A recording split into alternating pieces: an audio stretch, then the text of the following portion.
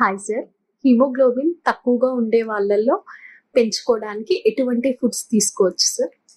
Hi, నా పేరు doctor Ganesh పత్తి, ఎండిడిఎం ఎండోక్రాలజిస్ట్. మనం తరచుగా హెమోగ్లోబిన్ తక్కువగా ఉండడం అంటే ఎనిమియా ఉండడం చూస్తుంటాం. వాళ్ళల్లో ఎటువంటి ఆహార పదార్థాలు తీసుకోవాలి ఇప్పుడు మాట్లాడుకుందాం. వీళ్ళల్లో ఐరన్ రిచ్ ఫుడ్స్ చాలా మంచిది.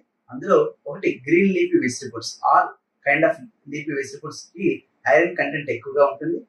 రెండవది డ్రై ఫ్రూట్స్ అంటే ఖర్జూరం లాంటివి మంచి ఐరన్ సబ్స్టెన్సెస్.